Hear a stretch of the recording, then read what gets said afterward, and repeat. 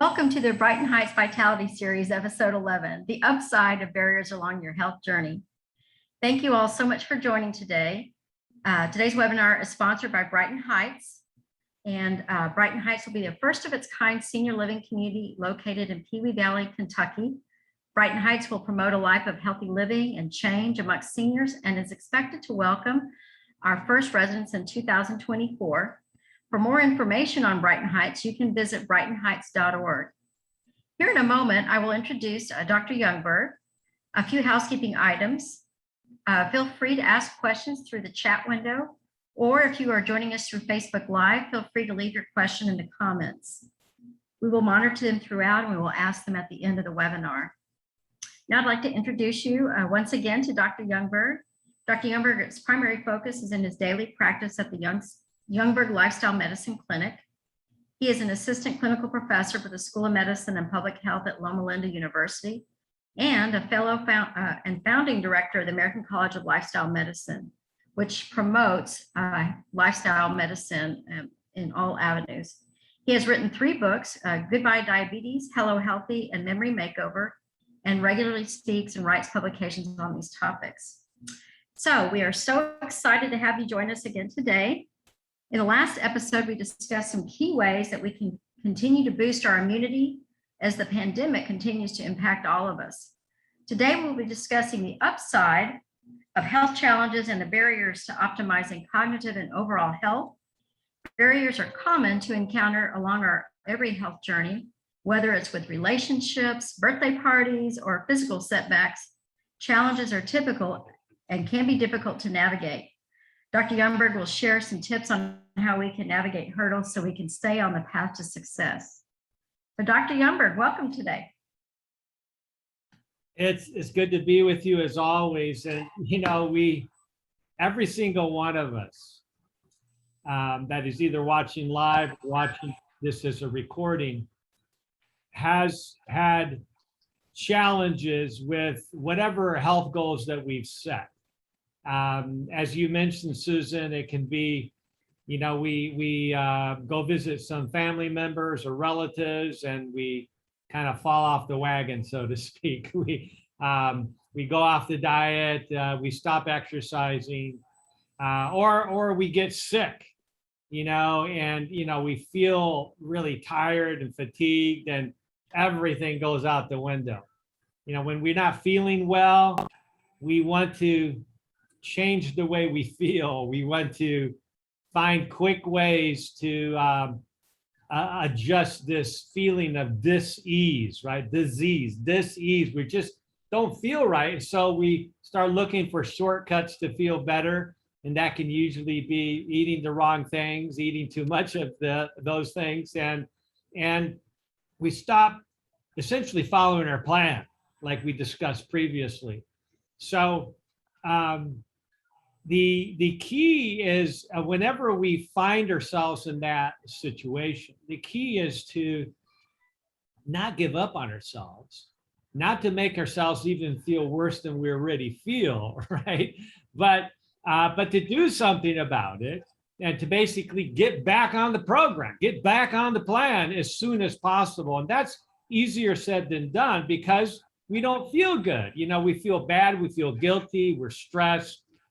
And so I'm going to share with you some principles today and some real practical tips on how to deal with these challenges that we've all been through before. And we're all going to go through it again, right? We're all going to go through this again. So hopefully in the near future, we'll be able to quickly address these challenges and get on with our life in an effective way. So I actually want to begin here by, if you've seen my book, Memory Makeover, it's in the subtitles, How to Prevent Alzheimer's and to Reverse Cognitive Decline the Natural Way. I'm quoting from this book and I'm speaking on these topics from this perspective because this is the ultimate. The last thing we want to happen to us, regardless of where we are right now, is for us to go into cognitive decline. And that's one of our biggest risk factors. We know that by the time we get into our 80s, 1 out of 2 of us are going to have full-blown Alzheimer's. Okay, so many of us aren't thinking about that right now, but anything that we do for our health is helping protect against that eventuality in a dramatic way. Whether we're just trying to lose some weight and struggling with that, that's an important thing. I just met with a patient a few hours ago who I actually measured her glucose tolerance test, which we've talked about many times in this series. And sure enough, she had elevated blood sugars in the pre-diabetic level. But what was really striking was that she had super high fasting 1 and 2 hour insulin levels. The average person, if you measure the amount of insulin floating through their bloodstream before they have any breakfast, an ideal level would be under 5. We want it to be at least under 10, and her level was 27. Oh, wow. Sky high. There was a major insulin resistance in that individual. And so that's why we've talked about testing in the past and previous sessions that we've done. You can check those out on Brighten Heights YouTube channel and website. But so this person had a real serious problem. She came initially because she had high blood pressure. She had no idea that high blood pressure frequently is caused by a body's resistance to insulin that forces the pancreas to make lots of insulin. And sure enough, not only was her fasting insulin high, but her 1 and 2 hour insulin levels were, above 200 at 1 hour, above 100 at 2 hours.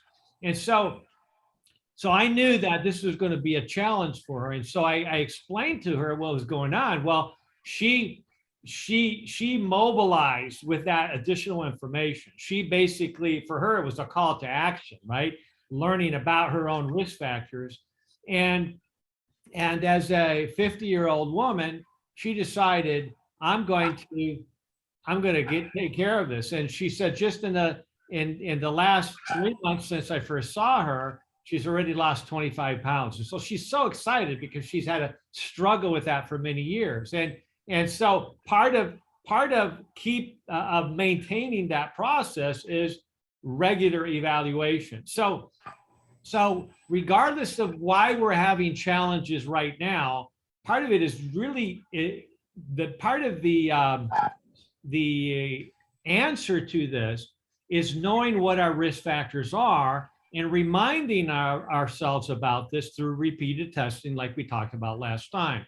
So, but the first step when we're finding ourselves in a situation where we've kind of fallen off the wagon, whatever that means, right? We're no longer on the plan that we thought was a good plan, whether it was a New Year's resolution or a visit with a doctor saying, hey, we got to get into exercise program, et cetera. And so I write about this in one of the case studies, a couple by the name of John and Mary. Not their real names, but they're real patients of mine. And here Mary had advanced Alzheimer's for already 5 years before they came to me, which was, I wasn't sure I wanted to even take them as patients, but I said, there's always hope.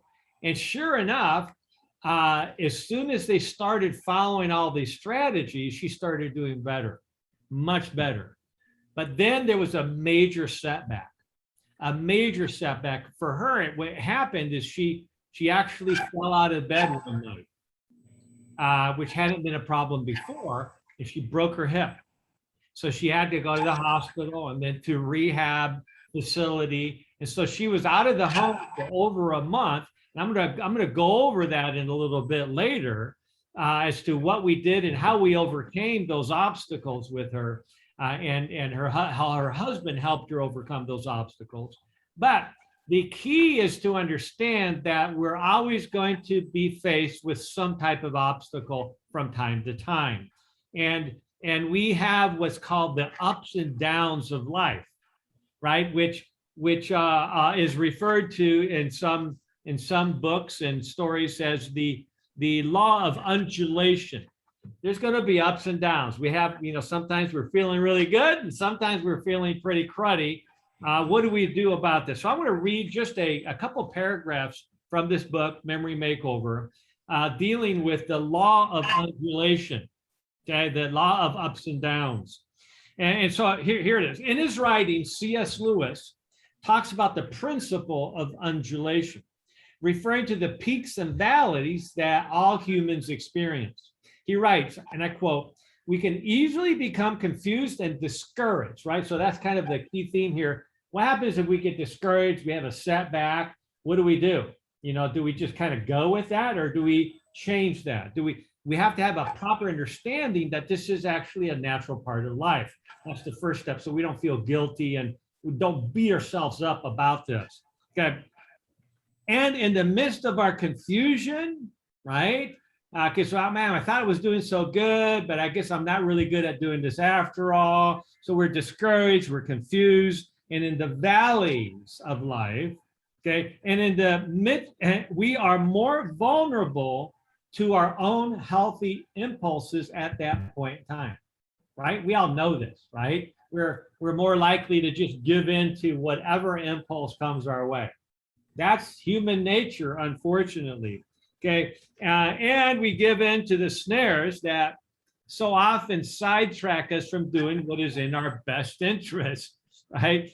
Whether we're trying to just maintain a high vitality, high energy level, where we're trying to prevent heart disease or treat heart disease or diabetes, or like I said, lose weight or optimize function of our brain.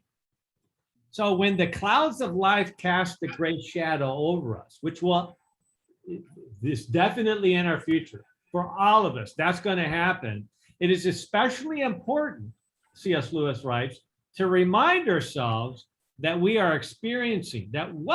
we are experiencing is a normal part of life in a fallen world, right? And that in due course, the sun will shine again. What a great analogy. We need to recognize that we're going to have these ups and downs, and we need to plan for it and not beat ourselves up over it when it does happen. Now, so I was talking about this case study with John and Mary in this book, and we're 4 months into this case study talking about their experience. So for the first 4 months after our initial consultation, Mary had shown significant and steady improvements in her cognitive function and really in every aspect of her health. Because in order to improve cognition, you got to improve every aspect of your health. That's the bottom line. But we all must be prepared for the inevitable ups and downs of life. Health and healing go through phases. That's an important thing to understand. You're going to have a good phase and it'll go through a downturn. We just got to work through that. We got to work through that. It is natural to rejoice during the phase of rejuvenation and steady restoration to our health. Likewise, we should expect the inevitable undulations and circumstances and occasional poor choices can bring, right? So our poor choices or circumstances that are in some respects out of our control will put us into that down phase where we're not doing as well and we're struggling. Okay, so there will be times because of accidents, a respiratory illness, travel, or some other life stress where we fall off the wagon and find ourselves no longer following the program that has brought us so much improvement to our physical and mental health.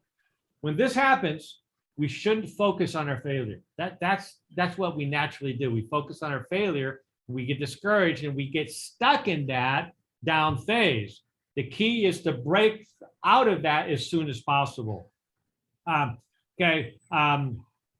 So when we shouldn't focus on our failure, for it is only temporary. That's the good news. That's the main upside here of these barriers, is that it's only a temporary failure. We're going to get through this as long as you don't give up. So don't give up. Okay, and so the best response is to acknowledge our mistake. Oh yeah, we made a mistake. There was a challenge. Okay, get over it and immediately get back on track. So that's the law of undulations. Now, the first thing whenever we go through a setback, the first and most important thing that we should do, besides just recognizing that this is just a natural part of life, we're going to have these setbacks, is to seek to understand the cause or the causes of this setback. That's a really, really key thing. And so, especially when I'm dealing with really any kind of chronic disease management, is, and especially if it's cognitive related, okay, our first goal is to slow this process down, right? So when it comes to cognitive function, we can measure that pretty easily by how you're doing, okay, and how your spouse or your family members are noticing changes in how well you're doing functionally, right? So the first step is that we want to slow this process down. Number two, we want to stop the decline. And number three, we want to reverse aspects of that decline, whatever that decline is for you. Okay, so we do that by going through a checklist of what might have contributed to the decline. Now, it's important to understand that when we have a setback and when whether it's pain coming back because of arthritis pain or we're regaining weight, or we're feeling more fatigued again, or our blood pressure goes back up, our blood sugars go back up, whatever the setback might be, okay, we need to again understand what led up to that in the first place. Okay, and so having a checklist to better understand this is very important. So let me tell you a quick case study as an example. I was working with a very brilliant engineer, an executive, who came to see me because he said, you know, I'm having problems thinking of words. We call it word fishing. And we've all done it. I certainly have done it, where we know what that word is, we just can't come up with it. Okay, and we can come up with with 4 other words similar to it, but we can't think of that word. No matter how hard we try, we can't think of that word. Sometimes it's a name, right? We just we know all about this person. We know them really well. Their name has just temporarily escaped us. Okay, and so as I talked with this executive, you know, clearly a very successful, very bright, very intelligent person. By the way, cognitive decline has nothing to do with how intelligent you are. Okay. In fact, the more intelligent people are, sometimes it's harder to tell because they find workarounds, right? But it's still real. You can have cognitive decline and still be smarter than everybody else in your workplace, right? But you still have cognitive decline, which is something you want to stop from happening, right? Because it's affecting you. Okay, so so this executive was talking to me, and you know, I always spend an hour with patients, and during that hour initial consultation, I noticed that he started fishing for a word about 10 times. So every 5 to 7 minutes, you know, he would start fishing for a word, and in a way that I could tell what the word was. I would wait and maybe once in a while offer a word. Yeah, that's the word. You know, so then that was the reason he was there. He wanted me to help him address this. So we set up a protocol to help him do this, looking at diet, looking at exercise, looking at a whole bunch of different factors. We did a lot of blood tests. You know, we've run through these things in past sessions in this program, in this series. And so we fixed as many of these risk factors as we could find. And he was doing better. In fact, after 3 months' time, when he came back to see me, I kind of paid attention, and I noticed that he only fished for words 1 time during that whole hour. And so I mentioned that to him afterwards. I said, you said you thought you were doing better, but it's not just that you subjectively think you're doing better. You clearly are doing better. You've basically resolved 90% of your problem already in terms of word fishing for words. And he goes like, yeah, you're right. I'm definitely sharper, being able to pick up things much better than I was before. And that wasn't just happenstance. That was because he was following the plan, right? As we've talked about, he was following this protocol. Well, then a month later, he came back to see me after going on vacation. And so he was looking forward to going to he had a beach house right on the beach. And he and his wife just really enjoyed a whole week of just hanging out at the beach and just relaxing and reading, stress-free environment. As an engineer, he was always under a lot of stress and deadlines.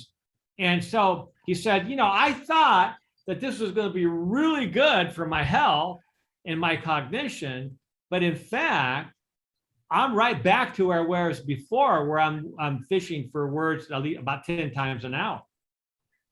And so, okay, so as we just pointed out, the first thing is to better understand the cause of this decline. So he was discouraged and frankly, said to me, he said, I don't know, I thought this program was really going to help. I guess it's just temporary.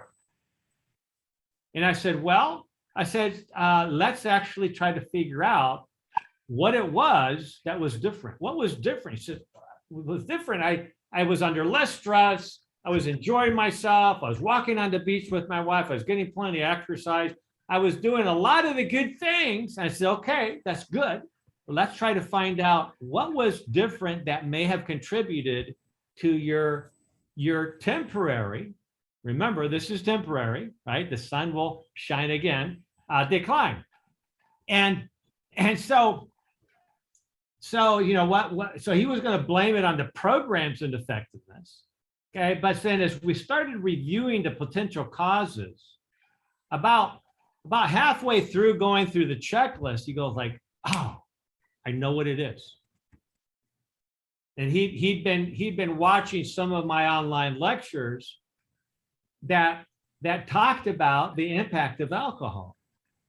And he had realized early on that when he just had even a couple drinks, it would actually kick in this word fishing phenomenon where his brain just wasn't as functional as it was without the drinks.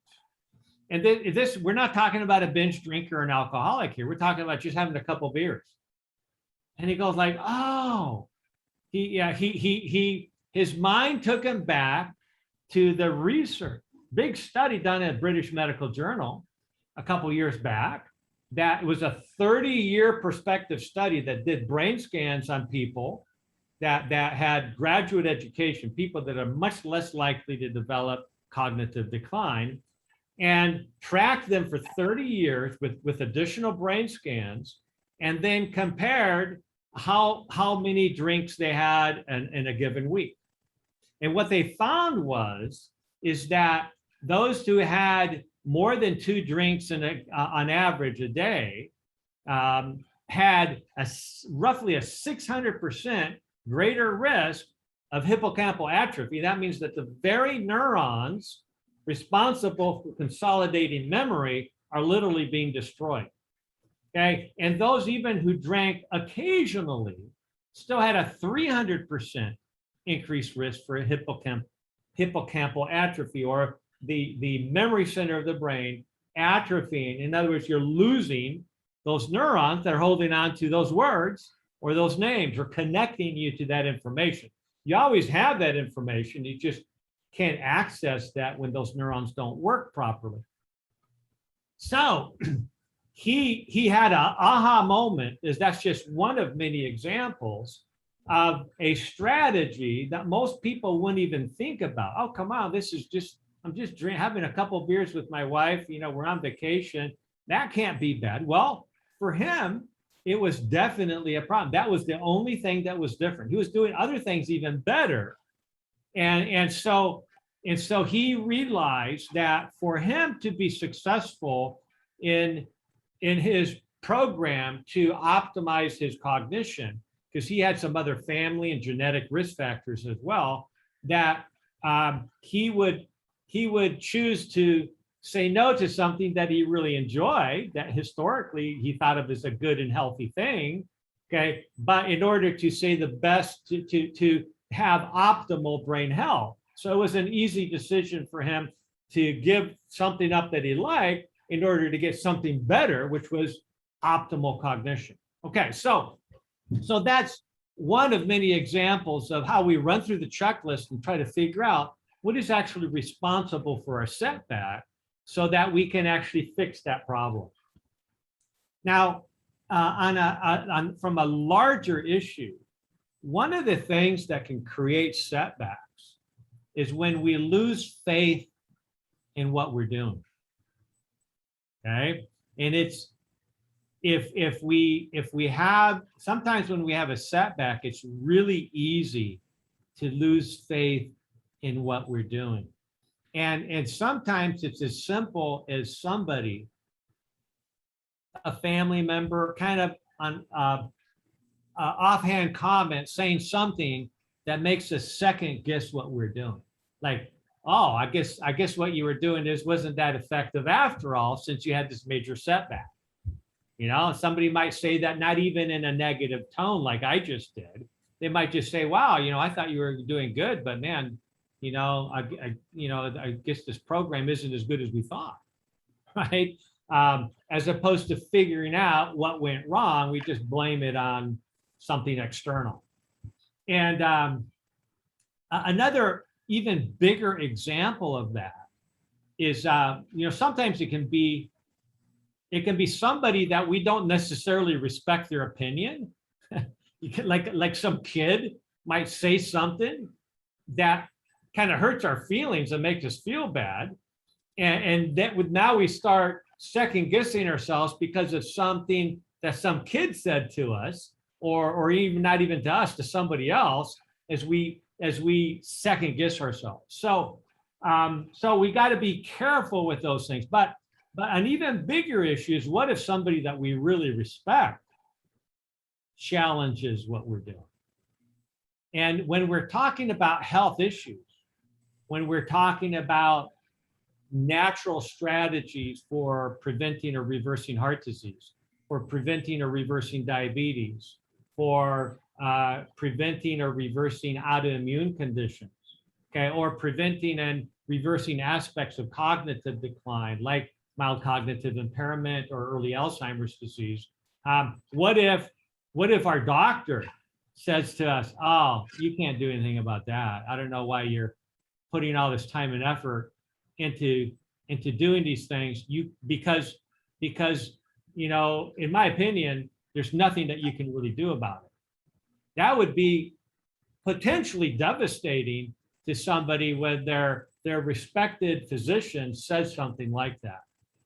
When basically a doctor removes our hope from us, kind of steals our hope. This reminds me of a phone call I had with a friend of mine who's one of the top physicians at a big hospital in San Francisco. And he has interns, geriatric interns, that come and spend time with them, that are studying the discipline of geriatrics, working with retired people and helping people age healthfully. But he told me, you know, one of the greatest challenges is teaching my residents the three most important words that you tell somebody who's just been diagnosed with Alzheimer's. And I was intrigued by this. What are those three words? You know, and I was hoping that they would be uplifting words, but in fact, they're not. They weren't. They're basically saying this: I'm so sorry. Now, if you can say I'm so sorry, and hey, I got some solutions for you. No, this is I'm so sorry. In other words, we got nothing for you. There's nothing we can do. I'm so sorry. And so that was the conventional strategy at his hospital, working with patients who have major cognitive decline. And now we had both actually trained under Dr. Del Bredesen. So he knew that that wasn't the end, should not be the end of the story, but because of the way his hospital was set up, that's what they had to do. And he says, I wish I was in a situation like you, Wes, he said to me, where I could actually help people reverse their cognitive decline. Okay, so we got to be really careful with regards to this. And let me just read quickly on this topic, because this is such a common issue. Whether it's cognitive, whether it's diabetes or weight loss related, or related to reversing another type of chronic disease like autoimmune disease, it's really important to have a strong sense of what is possible and have faith in what you're doing based on a program that's based on science. One of my favorite definitions of faith, also stated by C.S. Lewis himself, it says, faith is the art of holding on to something you once knew to be true in spite of changing circumstances and moods. Okay, so in other words, holding on, to staying firm, recognizing that you've done your research, you work with people that has helped you develop a protocol that is sound, it's reasonable, that's scientific. You gotta maintain, you gotta hold on to it.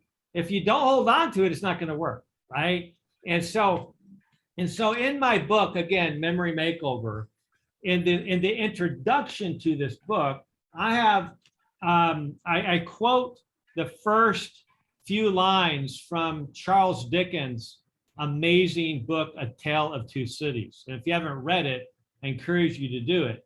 And he said it was the best of times, it was the worst of times. It was the age of wisdom, it was the age of foolishness. So he's contrasting basically two systems. Okay, and in my book, I was contrasting two different approaches to a condition. One group thinks it's incurable and there's nothing you can do about it. And the other group says, no, let's look at the research and let's apply every principle we can, and let's address every risk factor that we can, so we can actually get benefit and change the outcome of this. So Charles Dickens goes on to say it was the epoch of belief, it was the epoch of incredulity. It was a season of light, it was a season of darkness, it was a spring of hope, it was the winter of despair. Bottom line is that, it's, and I'll just read a section of this. It says, that's what my book was all about, is to give people hope, is to help people recognize that there's two perspectives out there, and each perspective appears to be reasonable when discussing it with people that hold that perspective. Intelligent, well-trained people, just two different perspectives.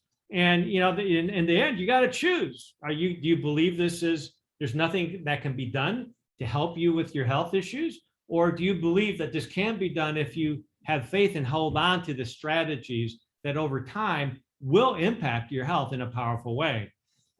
So this is a guide to help you move past the current mindset that whatever illness or health condition you have is shrouded in mystery without any viable solutions. Okay, bottom line is that there is hope, and we need to have faith in that hope and hold on to it and work through the undulating times of our lives when we are hit with these setbacks.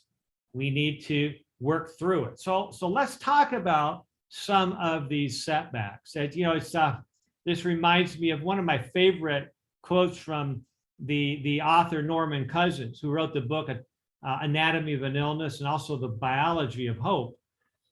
He said, don't deny the diagnosis, but we must defy the verdict. In other words, embrace the diagnosis. If you get diagnosed with cancer, with whatever it is, arthritis, so don't reject the diagnosis, embrace it, but then defy the verdict. Find a way to fix that by addressing the underlying triggers for that. All right, so one of the first things that we need to recognize is that anything that challenges or changes our routine potentially is going to be a setback for us. And so that means that as we are looking ahead and we see that something is coming up, like a vacation, like traveling, a change in our work schedule, whatever it might be, we need to have a plan how we're going to follow our protocol, our routine effectively through that transition. We also need to have a plan in case, something unexpected happens.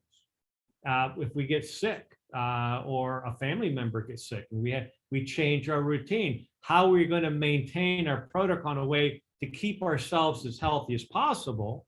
Because if we're not healthy, how can we be of help to our family, right? We just end up becoming an additional burden on our family.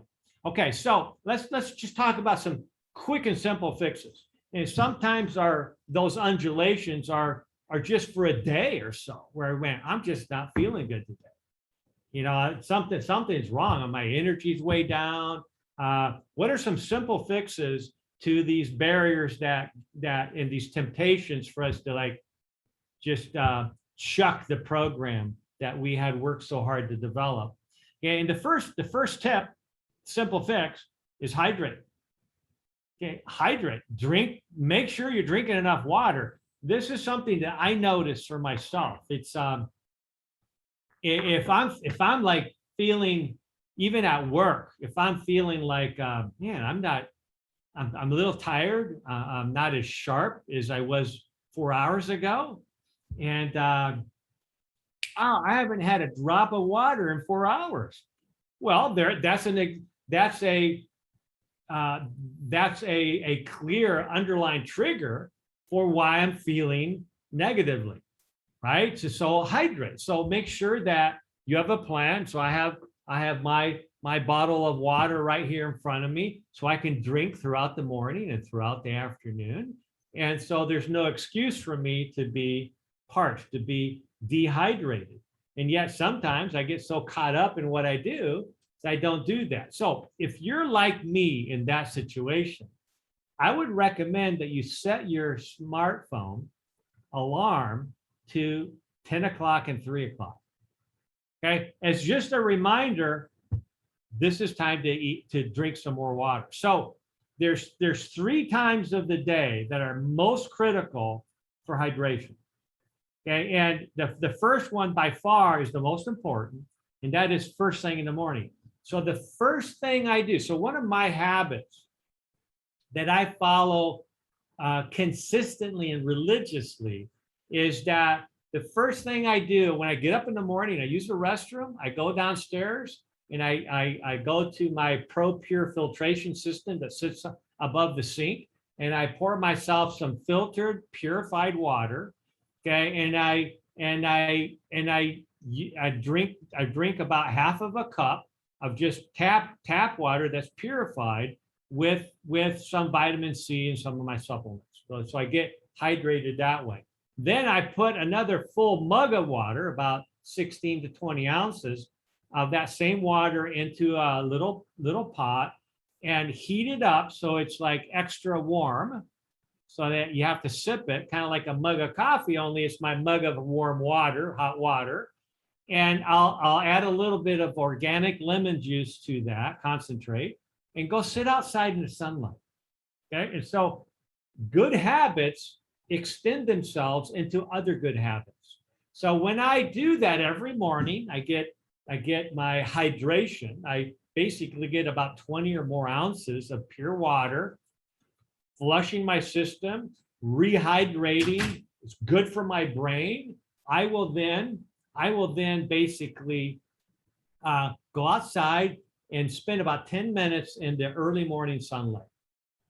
Sun might just be peeking over the horizon. That's okay. That bright light is just amazing to reset your circadian rhythm, which then sets you up for a better sleep than that next night. Okay, so that's tip number one.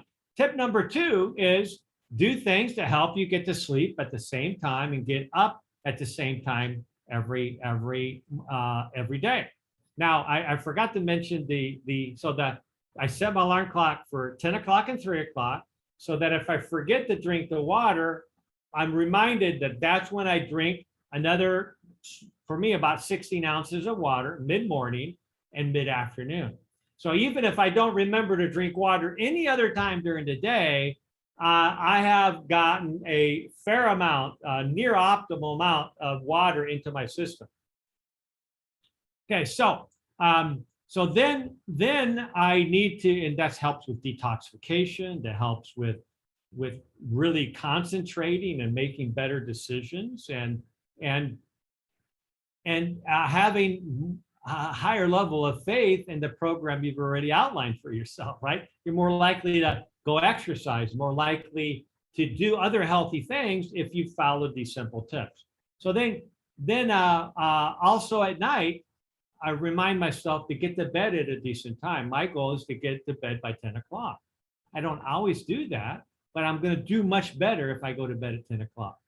Okay, so that I get my 8 hours of sleep on optimal level for most of us, and I'm able to get at least about 2 hours of sleep before midnight, so I'm getting more restorative power. So I'm healing better. I'm feeling better in all aspects of my health. Okay, and then we already talked about sunlight and fresh air, but basically try to spend time outside during the day. Try to schedule time. Ideally, we should spend about an hour outdoors every day. Not necessarily in the middle of the day, just out in fresh air when the sun is up in the morning or in the late afternoon. That's really good for our vitality. Okay, and then simple workouts. We don't have to be a bodybuilder to be in reasonable shape, right? We can even just do that 7-minute workout app that you can get on your phone. Do that once a day or at least 4 times a week. That's a lot more fitness exercise than 80% of the population gets. 7 minutes out of your schedule, not that bad, not that challenging. Okay, and remember, a stronger core physically is the first step towards a stronger brain, a healthier brain. There's a lot of reasons for that. One being that when you have stronger muscles, your brain is able to produce more brain-derived neurotrophic factor to heal your brain, to heal the memory cells and the synapses so that you have optimal brain health over time as we get older. Okay, and another simple fix here, which is really a key, is the importance of flossing. Now, I'll be honest with you. I waited way too long to start doing this. I was kind of the naive opinion that, I have a good diet. I don't need to floss. I brush my teeth. I don't need to floss. And my wife is a dental hygienist. And I kind of dismiss that as that's only important for people who have dentures or whatever, right? So I was totally naive and I was just wrong about that. And so here's the key thing about flossing. Flossing dramatically decreases the risk of infectious material, infectious viruses or bacteria crossing your blood-brain barrier and inflaming the brain. Okay, so that's an important way to put it. Like, in other words, flossing makes you smarter over time. It keeps you from having a cognitive decline associated with infections and inflammation in the brain. Okay, so here's a critical aspect of flossing. And one of my friends, Dr. Calvin Kim, a dentist, makes a big deal about this. So he says, here's your teeth. Okay, when you floss and you just pop it and go to the next one, okay, you're doing very little benefit. You might get rid of some little, food that's stuck right there. But when you floss, you need to floss all the way down to the bottom of the gum line, back up and down 4 times, and then do it on the other side as well, 4 times. Okay, how many of you are doing that? Okay, and so I for one, it took me till I became about 60, about a year ago, to start flossing on a daily basis. I don't know what was wrong with me. I look back on that and go like, that's really stupid. And that's why I had some dental caries in between my teeth a couple years back that I had to spend a lot of money to get fixed. And I'm glad I had a good dentist to help me get that fixed, but I could have prevented all that. And now I can prevent that in the future. But more importantly, it's not just the caries, it's the fact that I'm allowing inflammatory material to get into my brain that is setting me up for problems. So floss is one of the things you can do if you want to stay cognitively sound. Okay, now here's another key tip, and that is, we've talked about this before, and I have to mention it here within this context, is that poor digestion can really derail progress. I've had patients that kind of gave up on the whole process because of poor digestion. And that is why, and we're talking about, having reflux like GERD or gastroesophageal reflux disease, or bloating or leaky gut syndrome or constipation, diarrhea. Any of those things can really derail a program. And so, in other words, if we're going to be successful in any health related program, we have a digestive issue, we got to fix that first. We got to basically not do anything else until we fix that process effectively. And so that's going to take multiple strategies and potentially a topic for another day. But digestive issues can be fixed. And when they're not fixed, okay, what happens is that means you're not absorbing minerals and vitamins very well from your diet or from your supplements. So even all the other things that you're doing are doing you a lot less good because of poor digestion. So we need to figure out what the underlying triggers are, fix that, and now everything that you eat and take as a nutritional supplement will work much faster and much better in improving every aspect of your health, including cognition. Okay, a couple other things. There's a lot of things. We're not going to be able to get through all of them because there's so many. But and we've already talked about this in some detail, so I'm just going to summarize it. That is paying attention to what's going on with blood sugars. I just had a different patient this morning who said, I noticed that my blood sugars are now 20 points higher on average than they have been historically in the past. And I've been working with her for several years. And by the way, this is a clue. So if you monitor your blood sugars and you notice that your blood sugars are now going higher than they normally do, even though you're kind of on the same program as you run through your checklist, well, I'm still doing my after meal exercise. I'm still eating the same food. So what's going on with my blood sugars? And that's a potential clue that you could have a low-grade infection that's brewing, okay, of any type of infection. But certainly in the age of COVID, which has now become endemic, right? Everybody's going to be exposed to COVID eventually because it's so infectious. And the key is to have a strong immune system so that your body can deal with it effectively. But when your when you get COVID, even in the early days of exposure, your blood sugars are going to shoot up.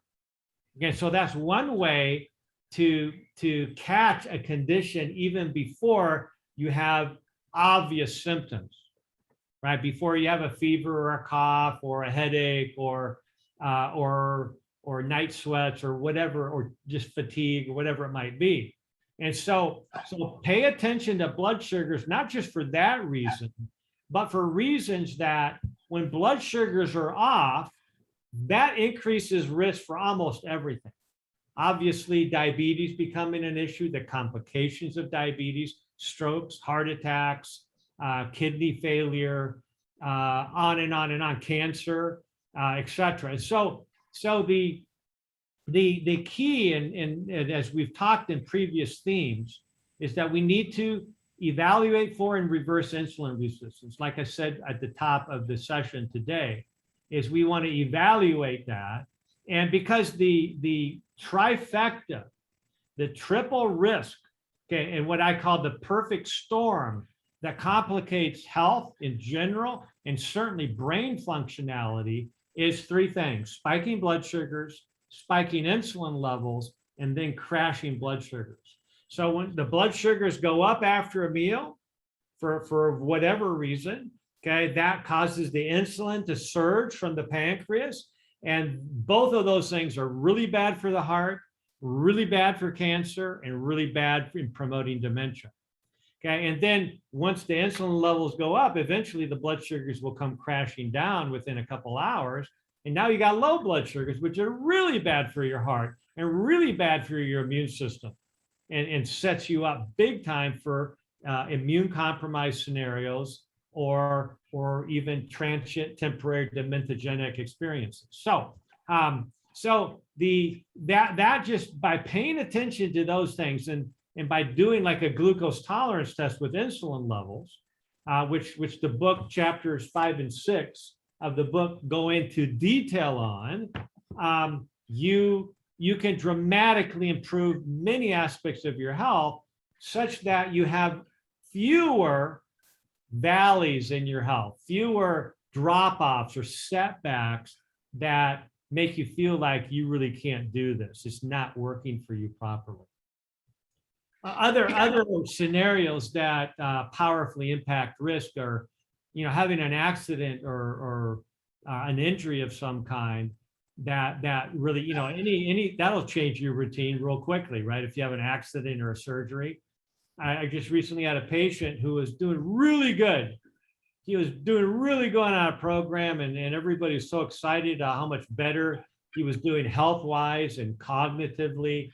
And then he fell down, broke his hip, and had to have surgery with anesthesia. And anesthesia, for many people, is a major hit, causing a decrease of vitality and a decrease of cognitive function. For him, it was just dramatic difference and very discouraging to the family.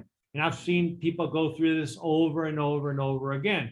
And this is one of the reasons that we want to have a fitness plan, so that as we strengthen the main core muscles of the body, we are far, far less likely to have a fall and break a leg or break a hip, right? So falling typically is because of weak leg muscles, primarily weak leg muscles, and decreased agility associated with catching our toe on a carpet or on the edge of a corner of a wall or something that causes us to fall. But if we're more agile because we've been working out, we've been real basic workouts that anybody, even who's 100 years old, can do.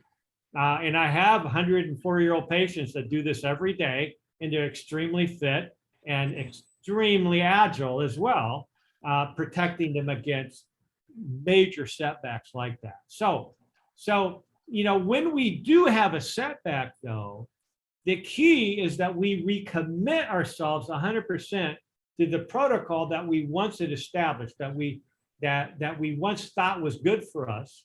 Okay, we might want to make some adjustments to it to optimize it more, but we got to get back on the program. Okay, and otherwise we're just going to go downhill very, very rapidly. Other things to keep an eye on is that I've found in my patients having infections of any kind, whether it's a respiratory infection, but especially urinary tract infections. I've found that for my cognitive patients who have mild to moderate or even advanced Alzheimer's, they get a urinary tract infection. It's a major setback. It's like they've had a progression of Alzheimer's by several years. And that's temporary until we get rid of the infection, which speaks to the whole point that I believe that the majority of dementia is actually temporary. It's being caused by something that we haven't fixed effectively, that we haven't managed effectively. So going through that checklist and finding, fixing things that we knew to be off, and then finding new things that we weren't aware of that are not optimal, but can be optimized through appropriate strategies. Being aware that I had one patient who was on various pain and anxiety medications, and that alone actually caused Alzheimer's. Literally, I mean, and by being able to work with her doctor to wean off of those medications and use natural strategies, she regained an ability to use this amazing intelligence and brilliance that was always there, but it was clouded by this being under the influence of the pain and anxiety medications. Okay, so a couple other things as we're wrapping up, and one of them has to do with food prepping. Okay, so one of the things that can set us back badly is that we're not taking the time to properly prepare meals. And if you recall from one of our earlier webinars that we did with Chef Ken, we learned from him that actually learning to enjoy preparing meals together as a family or as a couple or as friends, okay, adds an amazing element of health and relationship. And so that not only happens when we're preparing meals together, but when we're prepping, like say on a weekend, we're prepping for the rest of the week because we might be so busy during the week that we need to prepare at least a couple hours ahead of time so that we can grab all those foods appropriately as we're preparing for our lunches and so forth.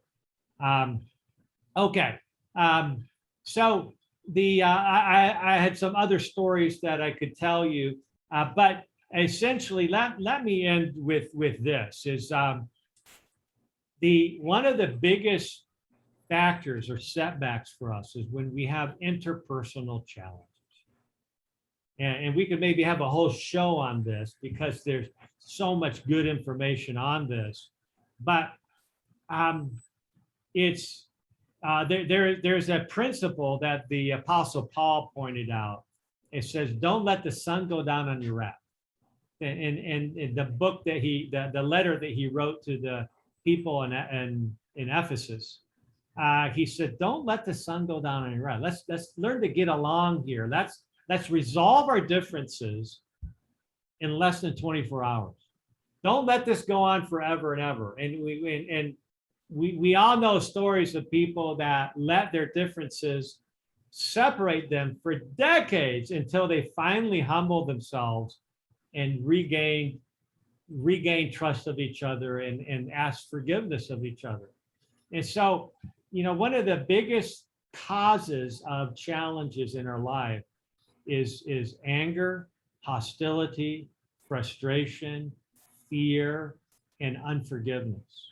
So let me suggest this as we're closing, that we should consider being really open to forgiving other people. Forgiveness does not mean that you enable them and that it was okay what they did. Forgiveness just means that you love them enough or care for their best interest enough to say, "I forgive you," in spite of the fact of how it made me feel, in spite of the fact that it was the wrong thing to do. I forgive you. Okay. And so forgiveness is the only prescription in the entire universe that is powerful enough to unlock the chemical bonds of hostility, resentment, and bitterness. Okay, because if you don't learn how to forgive yourself or others, okay, you're going to have this stress of bitterness and resentment and hostility. That's what unforgiveness is. It's hostility, or hostility is unforgiveness. That will actually damage your immune system, that will damage your physical and mental health dramatically. And we need to find closure. So as the Apostle Paul said, don't let the sun go down on your wrath. So today, consider, who do you need to make a phone call to initiate the healing process and to seek or give forgiveness appropriately. So those are some of the tips today of how to deal with the challenges that occur to us from time to time, so we don't stay in the valley of ill health too long, that we're able to rise back up to the mountaintop and find health and healing potential again. Well, thank you, Dr. Youngberg. That's really, really good information and lots of really good tips for everyone, and examples that we can probably all relate to on some level. One question I had, and I know we're at the end of our time, but I think it's one of those that I think everybody would be curious to get your response on. You know, I've been working with you long enough to know that when you're implementing lifestyle changes to get the results you're looking for, it takes time. And what I'm curious about is if we could, you know, like snap our fingers and implement everything perfectly from day one, would we get the results like, you know, within the week? Is that one of the main reasons why it takes time? Or is it that the body has to, there's a mechanisms going on where it's slowly chipping away at the whatever to finally get, say, your cognition back? Like Mary and the couple in your book, it took about, I think you said 9 months to a year to get her kind of as good as she was going to get, so to speak. And I know she said she had advanced Alzheimer's for 5 years, but did it take, is part of the reason it took that long is because it took a while to get everything in place, and maybe it took a while to get her adopting things? What's your feedback? Well, in their case, you know, obviously there was a lot going on. Basically, John, the husband, you know, he was given a choice: hospice or referral to me, you know, which, like, you know, it was like, I mean, this was an advanced case. And so it kind of put me under the gun. And so we met monthly for 18 months, which is a lot more than I normally would do. Normally I'd only do about, you know, 6 months. And then after that, once they were fully on the program, because there was a lot of ups and downs, there was a lot of challenges. There was that broken hip and the extended hospital stay and being in a rehabilitation center for a total of 6 weeks and all the things that went on with that. And so we got through all that. We got through those challenges. And now I'm only meeting with him once a year because he said, I have my wife back. You know, it's he didn't have to put her in a hospice. This is now 3 years later, and she's better now than she was 15 years ago. And they have a relationship, and you know, my wife back. She'd been pretty much an invalid and almost in a vegetative state most of the day. So now she's communicating and enjoying the banter of a great relationship. So everybody's different, right? It depends on where somebody starts off and what they should expect. But the body begins to heal immediately once you start addressing all the different triggers associated with their risk.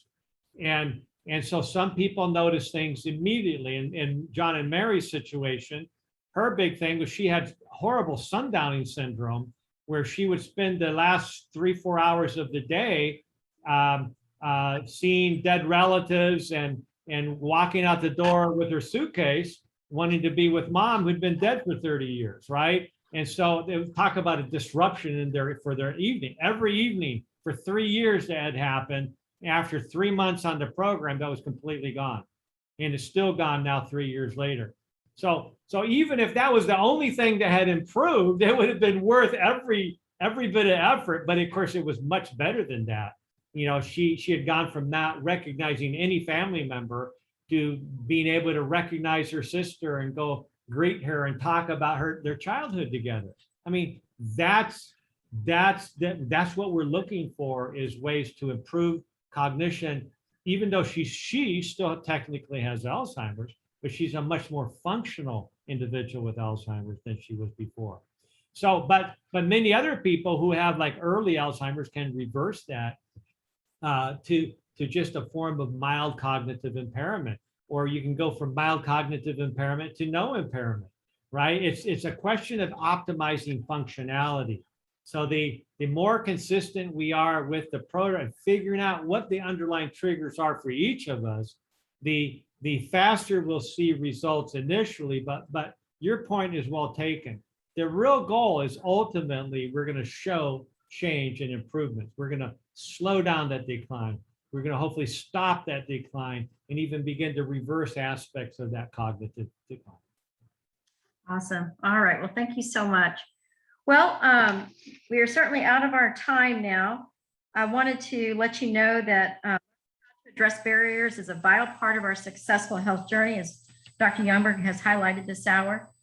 Brighten Heights' goal is to empower future residents to overcome barriers they may face by providing access to resources to address these key issues. With education, hope, support, and choice, Brighten Heights will empower active seniors to live a life of purpose with vitality despite barriers. So with that, I want to tell you about our next seminar, which is going to be on October 18th. And on that one, Dr. Youngberg is going to be discussing protecting your cardiovascular and respiratory health. As we know, COVID has certainly been on the rampage with the Delta variant, certainly this last month for sure. And I think it's started sooner than that, but you're hearing about it everywhere. And I personally, if you saw the last one, went through it myself. So I feel like I've been directed to go on this journey so I can empathize and understand some of the challenges that other people are faced with. And that is the issues that you come up with after you've had COVID. And you don't really know what you're going to be faced with till you're faced with it, and recognizing that it takes some time and effort to ease your way out of that. So Dr. Youngberg's really going to be focusing on not just for certainly COVID, but any respiratory situation. We know that flu season is coming up, and those will be concerns of people as well. So that'll be October 18th at 4 p.m. Again, I want to remind you that whether learning to safely recover from or preparing for the upcoming fall, knowing what we can do through lifestyle strategies is critical to success. Be sure to sign up through the link in the comments. Katie's sharing that. And again, Brighten Heights will be a senior living community where seniors will be empowered to live a healthy and active lifestyle with purpose. Thank you again for joining, and we'll see you next month.